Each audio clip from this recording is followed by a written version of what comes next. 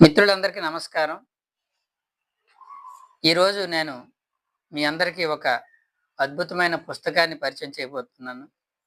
ఆ పుస్తకం పేరేంటంటే 'అహింస మరియు శాకాహారం'. ఈ పుస్తకం కొన్ని లక్షల కాపీలను అమ్ముడైన పుస్తకం ఇది. అలాగే కొన్ని లక్షల కాపీలు చాలామంది కొని ప్రతి గ్రామంలోని, పట్టణాల్లోని ప్రతి ఇంటికింటికి అందించడం జరిగిన పుస్తకం ఇది. ఈ పుస్తకం యొక్క గొప్పతనం ఏంటంటే అన్ని మతాలలో, మత గ్రంథాలలో ఏదైతే సత్యం చెప్పబడిందో ఆ సత్యాన్ని సేకరించి, అలాగే ఎంతోమంది మహాత్ములు ఈ అహింస గురించి ఏం చెప్పారు అన్న విషయాలన్నీ కూడా ఈ పుస్తకంలో పొందుపరచడం జరిగింది. ఈ పుస్తకాన్ని ఈ మొత్తం విషయాలన్నిటిని సేకరించి అద్భుతంగా తీర్చిదిద్దిన మాస్టర్ శ్రీ తటవర్తి వీరరాఘవరావు గారికి ధన్యవాదాలు తెలియజేసుకుంటూ, అసలు ఈ పుస్తకంలో ఏమున్నాయి అన్నది కొంచెం తెలుసుకుందాము. వినడానికి చాలా కఠినంగా అనిపించవచ్చు. కానీ సత్యం ఎప్పుడూ కఠినంగా ఉంటుంది. కానీ మన సొంత ఆలోచనతో గ్రహిస్తే మనకు అర్థమవుతుంది. ఒకప్పుడు నేను కూడా మాంసాహారం తినేవాడినే. ఇలా కొన్ని విషయాలు నేను చదవడం వల్ల, వినటం వల్ల నేను గ్రహించి, కరెక్ట్ ఇది మనం మాంసం తినడం అనేది తప్పు. మనం తింటున్నాం గానీ అది తప్పు. అది తినకూడని ఆహారము. ప్రకృతిలో మనకి భగవంతుడు ఎంతో ఆహారాన్ని ఇచ్చాడు. ఎన్నో రకాల కూరగాయలను, ఎన్నో రకాల ఫలాలను ఇవ్వడం జరిగింది. అయితే మరి ప్రోటీన్స్ అనేవి ఎలా లభిస్తాయంటే, ప్రోటీన్స్ అనేవి ఉంటాయి. పప్పులున్నాయి. అలాగే ఎన్నో ఆహార పదార్థాలు ప్రోటీన్స్ లభించే పదార్థాలున్నాయి. శుద్ధమైన శాకాహారంలో వచ్చిన ప్రోటీన్స్, కార్బోహైడ్రేట్స్, న్యూట్రియంట్సే మన శరీరానికి ఆరోగ్యాన్ని కలుగజేస్తాయి. మాంసాహారం నుంచి వచ్చిన ప్రోటీన్స్ లభించినా వాటి వల్ల వచ్చే నష్టాలే ఎక్కువగా ఉండడం వల్ల మనం వాటిని విసర్జించాల్సిన అవసరం ఉంది. ఈ పుస్తకంలో చాలా వివరాలు ఇవ్వడం జరిగింది. ఈ పుస్తకాన్ని టూకీగా కొన్ని పాయింట్లని చెప్పడం జరుగుతుంది. ఫస్ట్ పేజీలోనే ఏం చెప్పారంటే, మాంసాహారం శవాహారం, శాకాహారం అమృతాహారం. శాకాహారం అనేది అమృతాహారం, మాంసం అనేది శవాహారం.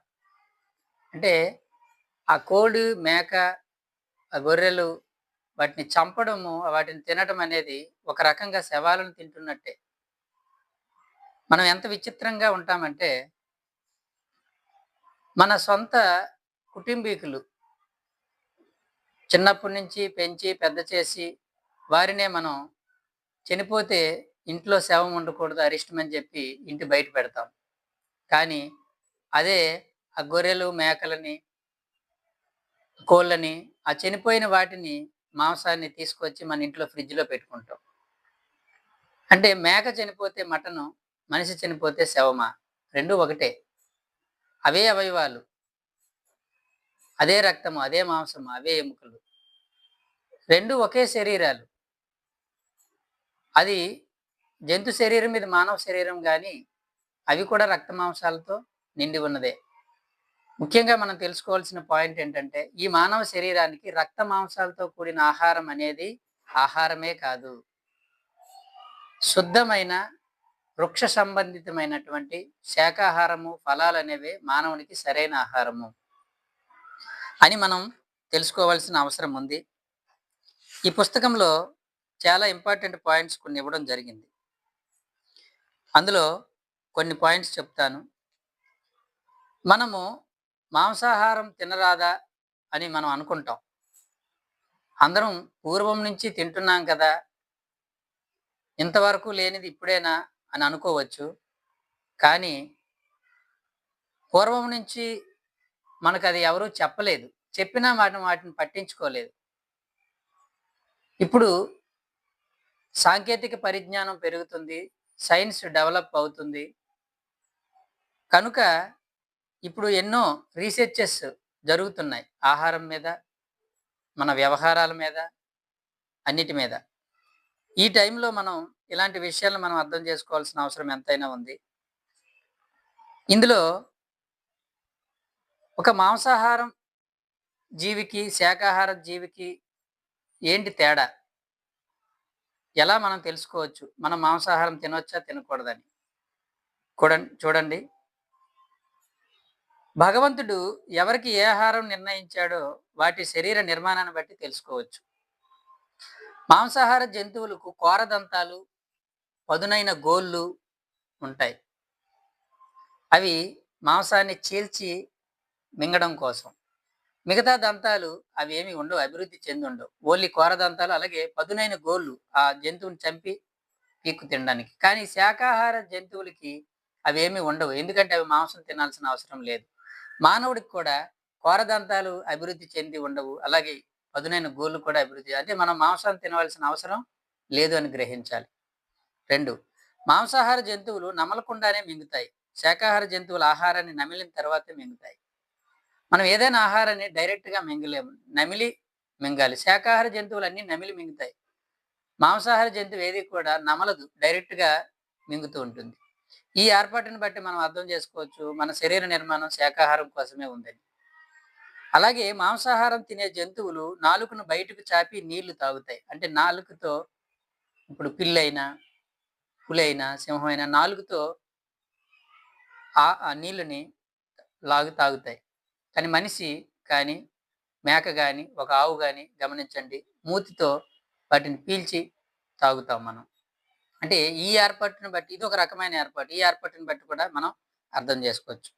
మాంసాహార జంతువులు ప్రేగులు చిన్నవిగా ఉండడం వల్ల తిన్న మాంసాహారం కలుషితం కాకముందే బయటికి విసర్జిస్తాయి.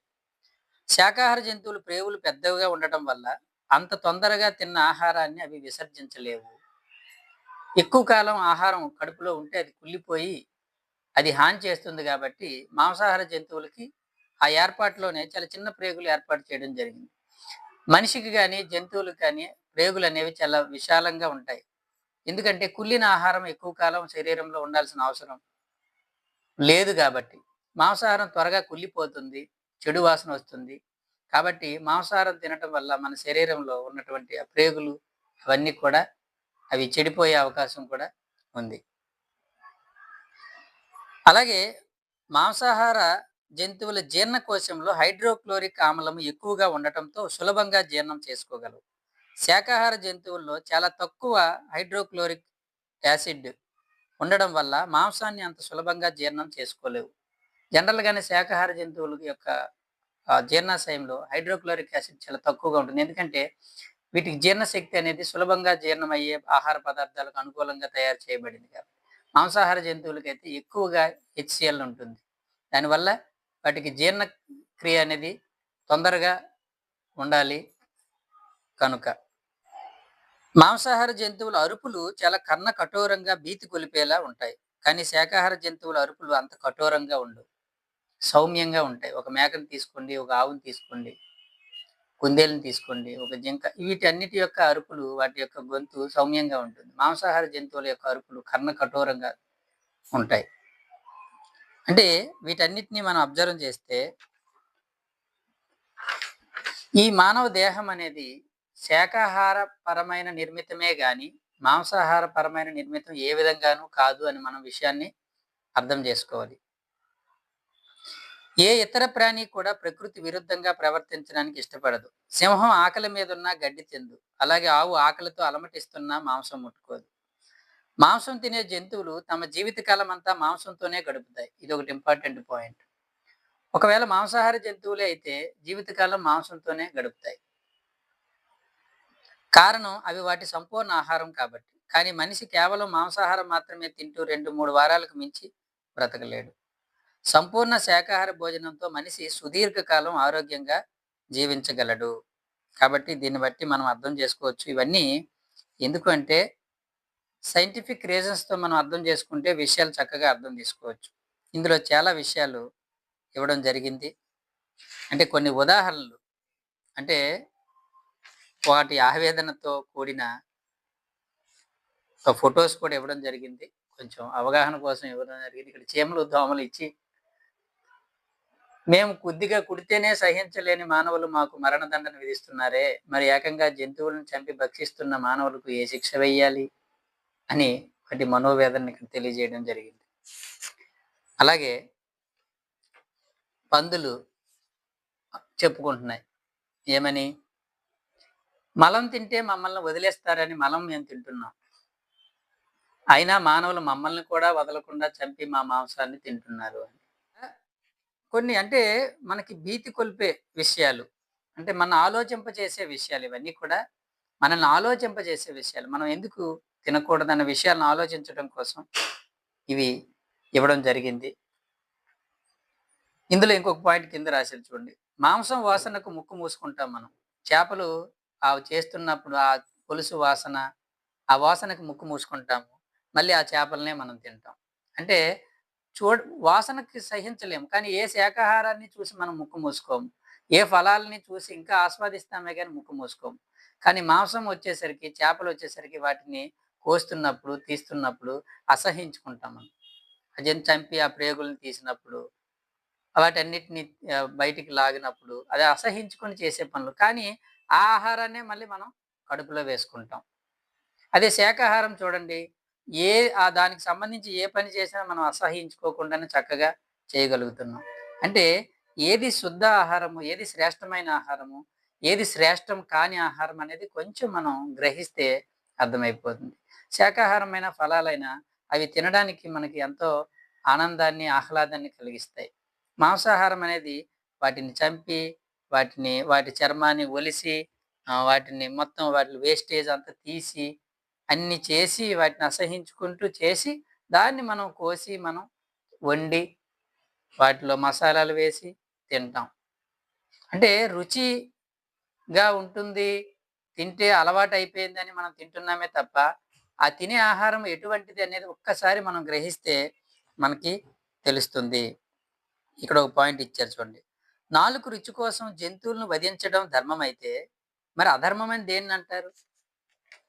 కాబట్టి ఇది మనం అర్థం చేసుకోవాలి. అలాగే ఇక్కడ కొన్ని ఇంపార్టెంట్ పాయింట్లు ఇచ్చారు. జీవుల్ని చంపడం లేక చంపడానికి ప్రోత్సహించడం లేక జీవుల ద్వారా సంపాదించి కూడబెట్టుకున్న డబ్బు ఎప్పటికీ ఆరోగ్యకరం కాదు. అలాంటి వారికి మనశ్శాంతిగా జీవించలేరు అని చెప్పడం జరిగింది. ఎవరైతే భగవంతుని మార్గంలో ప్రయాణించదలుచుకున్నారో వారికి చేపలు, మాంసము నిషిద్ధము అని చెప్పడం జరిగింది. అలాగే ఇక్కడ కోడి గుడ్లు కూడా అవి కూడా చాలా ప్రమాదకరం అని చెప్పడం జరిగింది. ఇక్కడ కొన్ని జంతువులన్నీ కూడా మమ్మల్ని తినకండి, ప్రేమించండి, భగవంతునికి అన్ని ప్రాణులు సమానమే. తర్వాత కొన్ని జీవుల యొక్క మనోవేదనను ఇక్కడ తెలియజేయడం జరిగింది. ఇవన్నీ ఆలోచింపజేయడానికి మనం అవగాహన పరచడం కోసం చెప్పడం జరిగింది. ఈ పుస్తకం చూడండి. అమ్మవారి జాతర అంటారు, మమ్మల్ని చంపడమే వేడుకంటారు, చివరికి రోగాల పాలు అవుతారు. మనం అమ్మవారి పేరు చెప్పి నిజానికి ఎన్ని జీవులని వేటలని వేస్తారో. నిజానికి ఏ దేవత కూడా ఇంకొక జంతువు బలిని కోరదు. దేవతలు ప్రాణుల యొక్క మేలు, ప్రాణుల యొక్క క్షేమాన్ని కోరుతాయే తప్ప ఏ దేవతలు కూడా ఇంకొక జంతువుని బలివ్వమని కోరవు.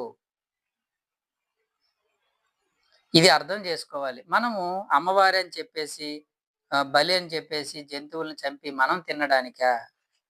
వీరబ్రహ్మేంద్ర స్వామి అన్నాడు, మనం తినడానికి కోసం చేసే పనులే తప్ప ఏ దేవత కూడా ఏ జంతువుని బలివ్వమని అడగదు. కాబట్టి అర్థం చేసుకోండి.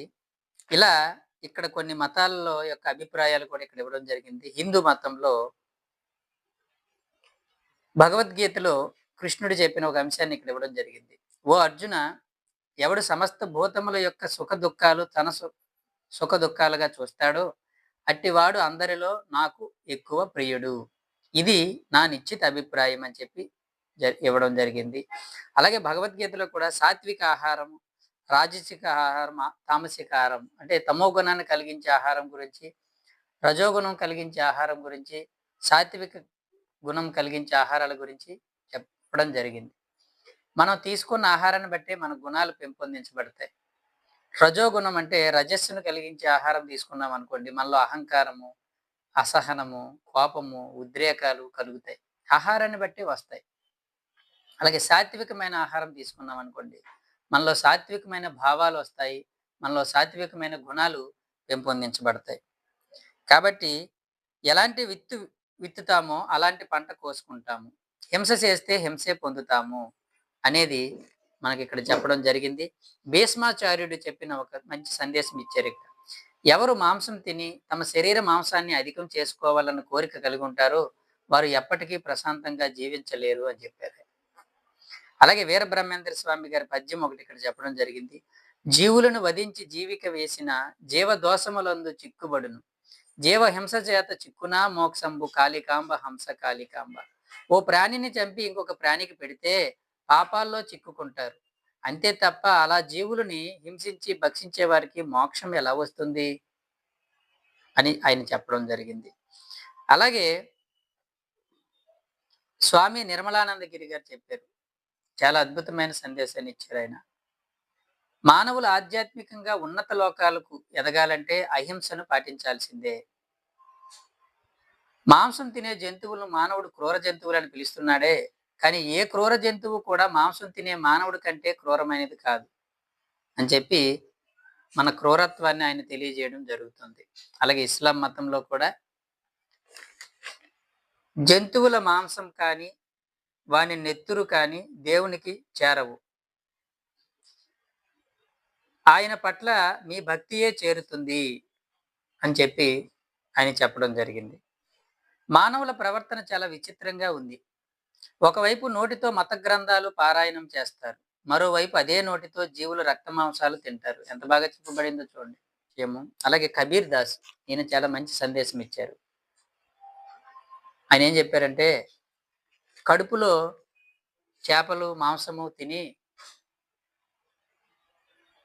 నువ్వు కాశీకి వెళ్ళి మరణించినా నరకానికే వెళ్తావు తప్ప స్వర్గానికి వెళ్ళలేవు అంటే ఆయన ఏమన్నారంటే, భగవంతుని పట్ల భక్తి కన్నా ఆ భగవంతుడి బిడ్డలైనటువంటి సకల జీవుల మీద దయ చాలా ముఖ్యము. భూత దయే దైవత్వము అని చెప్పాడు ఆయన.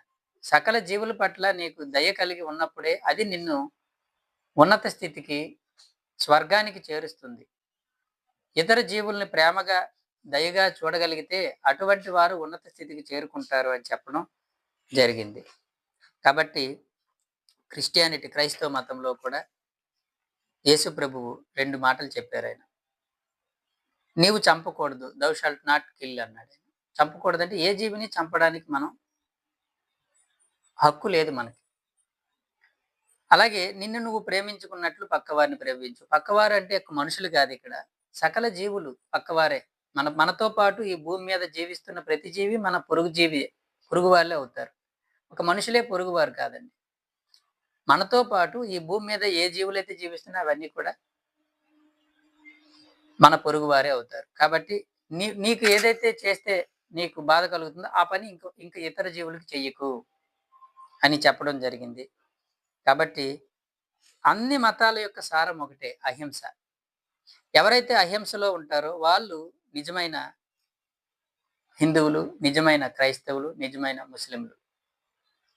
ఏ మత గ్రంథమైనా ఏం బోధిస్తుంది? అహింసను బోధిస్తుంది. జీవులను హింసించవద్దు అని బోధిస్తుంది.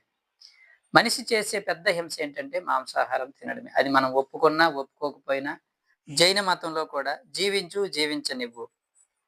ఆయన మహావ్రతాల్లో ఒకానొక వ్రతం మొట్టమొదటిది ఆయన అహింసే ఫస్ట్. ఆయన జైన మత స్థాపకుడు వర్ధమాన మహావీరుడు. ఆయన బోధనలో పంచసూత్రాలు, పంచమహాసూత్రాలు, మహామాత్రలు అని చెప్పాడు. అందులో మొట్టమొదటిది అహింస. ఆయన ప్రథమ పీఠం వేశాడు అహింసకు. మొట్టమొదటి ఆధ్యాత్మికత అంటే ఫస్ట్ స్టెప్ అహింసకే వస్తుంది.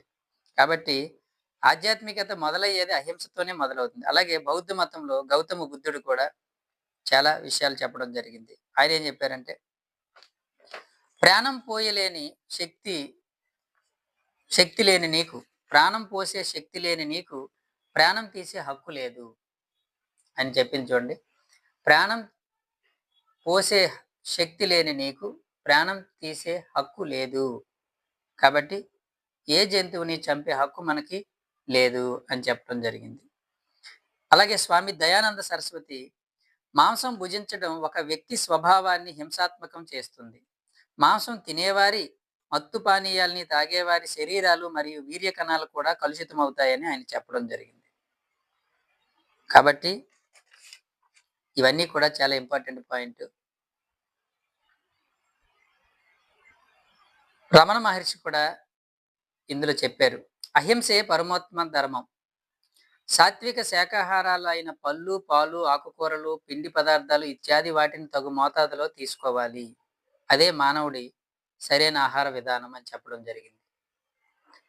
అలాగే తిరువల్లువార్, ఎవరు జంతువులను చంపడం మీదే జీవిస్తారో వారు చివరికి అనారోగ్యంతో, దారిద్ర్యంతో బాధపడటమే కాదు అవమానాలకు కూడా గురవుతారు అని చెప్పి.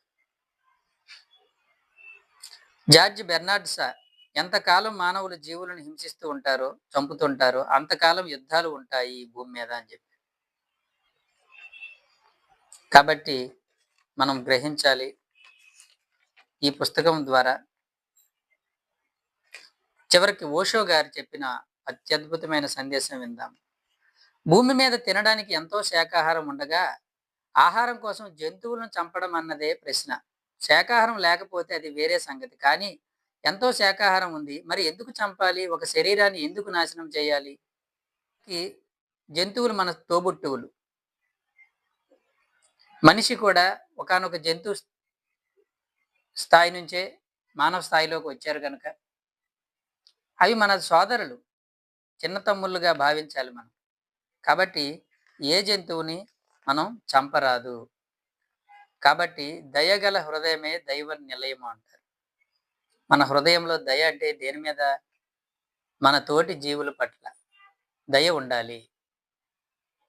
ఇంకొక సూత్రం ఉంది. నీ క్రింది జీవుల మీద నువ్వు దయ చూపిస్తే నీ పైవాడు నీ మీద దయ చూపిస్తాడు. మనం పైవాడి దయ కోరుకుంటాం. ఆ పైనున్న ఆ పరమాత్మ దయ కావాలి మనకి. ఎందుకంటే మనం ఈ లోవర్ సెల్ఫ్, అక్కడ ఓవర్ సెల్ఫ్ ఉంది. ఆ ఓవర్ సెల్ఫ్కి మనము లోవర్ సెల్ఫ్, మనకి మనల్ని చూసుకునేది ఆ పైనున్న వాళ్ళు. ఆ పైవారి దయ మనకు కావాలంటే మనకంటే కింద మనకంటే కింద జీవులు ఉన్నాయి కదా. అంటే మనకంటే బలంలోను ఆ శక్తిలోను మన మీద ఆధారపడి ఉండే జీవులు ఉన్నాయి కదా, జంతువులు ఉన్నాయి. వాటి పట్ల మనం దయ చూపించాలి అని చెప్పడం జరుగుతుంది. కాబట్టి గ్రహించండి. కఠినంగా అనిపించవచ్చు విన్నప్పుడు, నిజమే. కానీ కొంచెం అవగాహన చేసుకుంటే, అర్థం చేసుకుంటే తెలుస్తుంది ఇది కరెక్టు. ఈ పుస్తకాన్ని నేను ఒక 16 సంవత్సరాల క్రితం చదివాను. నాకు చాలా ఇష్టమైన మాంసాహారాన్ని వదలను నేను. అసలు ఈ పుస్తకం తప్పు అని నిరూపించడం కోసం నేను చదివాను. కానీ ఒకసారి చదివినప్పుడు అనిపించింది ఈ పుస్తకం కరెక్టే, నేనే రాంగ్ అని అర్థమైంది. తర్వాత ఇంకొకసారి చదివాను. ఇంకొకసారికి నాకు అర్థమైంది ఇందులో చెప్పింది కరెక్టు. నేను మాంసం తినడం తప్పు. పూర్తి విరుద్ధంగా ఉన్నానని అర్థమయ్యి వెంటనే మాంసాహారాన్ని మానేయడం జరిగింది. ఆ తర్వాత ఇదే విషయాన్ని నేను అందరికీ తెలియజేస్తున్నాను. నాకు తెలిసిన వాళ్ళందరికీ నేను చెప్తూనే ఉంటాను, మాంసాహారం తినరాదు. అంటే ఈ పుస్తకం చదవడం వల్ల ఈ పుస్తకం చదవడం వల్ల సత్యం తెలిసింది. జీవహింస మహాపాపం అని. ఎలా బ్రతుకుతాము? ఎందుకు బ్రతకము? హాయిగా బ్రతకొచ్చు. శాకాహారంతో హాయిగా ఆనందంగా బ్రతకొచ్చు. మరి శాకాహారం తిన్న వాళ్ళకి జబ్బులు రావట్లేదా? రోగాలు రావట్లేదా అంటారు. అనారోగ్యాలు అనేవి గత జన్మ కర్మల మీద ఆధారపడి ఉంటాయి. కానీ ఈ జన్మలో మనం తినకపోవచ్చు, గత జన్మలో తిని ఉండొచ్చు. ఆ పాప ఫలితంతో ఈ జన్మలో మనం అనుభవిస్తూ ఉంటాం. కానీ ఇదే జన్మలో మనం మానేస్తే మనకి వచ్చే జన్మల్లో మనం ఆ ఫలితాలను అనుభవించాల్సిన అవసరం ఉండదు. అంతేకాకుండా ఈ జన్మలో కూడా మనం హాయిగా ఆరోగ్యంగా ఆనందంగా జీవించవచ్చు. మరి శాకాహారులు చనిపోవట్లేదా అంటారు. చావు అన్నది ఎవరికైనా సహజమే. పుట్టిన ప్రతి ఒక్కడికి మరణం గ్యారంటీ. కానీ సరిగ్గా సరైన విధంగా మనం జీవించటం, తోటి జీవులతో దయ కలిగి ఉంటూ జీవించడం అనేది చాలా ఇంపార్టెంట్ పాయింట్. కాబట్టి ఈ పుస్తకం బ్యాక్ కవర్ పేజీలో కూడా మంచి సందేశం ఇది. చాలా పాపులర్ సందేశం ఇది. ఆకులు తినే మేకలు కొండలెక్కుతుంటే మేకలు తినే మానవులు మంచాలు ఎక్కుతున్నారు. అంటే ఒక మంచి అవగాహన ఆలోచింపచేసే గొప్ప విషయం ఇది. కాబట్టి అర్థం చేసుకుందాం. సకల మత సారము ఒకటే అహింస. కృష్ణుడు అహింసా మార్గాన్ని బోధించాడు. మహమ్మద్ అహింసా మార్గాన్ని బోధించాడు. జీసస్ క్రైస్ట్ కరుణామయుడు. ఆయన కరుణను బోధించాడు. సకల జీవుల పట్ల కరుణను చూపించమని చెప్పాడు ఆయన. కాబట్టి ఏ మహాత్ముడైనా, ఏ పరమాత్ముడైనా మనకు బోధించింది ఒకటే. కరుణతో జీవించండి, అహింసతో జీవించండి, తోటి జీవుల పట్ల కర్కశంగా కాకుండా ప్రేమతో జీవించండి. కాబట్టి నేను మానేస్తే ఏం ఒరుగుతుంది? అందరూ తింటున్నారు కదా అని. మిగతా వాళ్ళ సంగతి మనం తర్వాత. ముందు మనకు అర్థమైన సత్యంలో మనం జీవించామా లేదన్నది ఇంపార్టెంట్. ముందు మనం మారితే తర్వాత మనల్ని చూసి ఇంకొంతమంది మార్పు చెందే అవకాశం ఉంది. వాళ్ళు మార్పు చెందొచ్చు, చెందకపోవచ్చు గాక. మనకి సత్యం అర్థమైనప్పుడు దాన్ని మనం పాటించాల్సిందే. పాటిస్తే దాని లాభాలు మనం పొందుతాం. ఎవరికి వారే యమునా తీరే అన్నారు కదా! కాబట్టి అర్థం చేసుకుందాము. సత్యాన్ని అర్థం చేసుకుందాము. ధర్మంలో జీవించుదాం. ధర్మం అంటే అహింసో పరమో ధర్మ. సత్యము, ఆత్మ సత్యము ఏం చెప్తుందంటే సకల జీవుల్లోనే ఉన్న ఆత్మ పదార్థం ఒకటే. కాబట్టి తోటి జంతువుల పట్ల ప్రేమతో, దయతో మెలుగుదాము.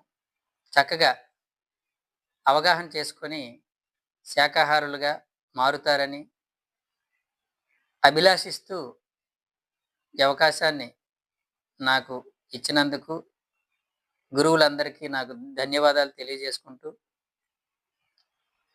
సెలవు తీసుకుంటున్నాను. Thank you very much.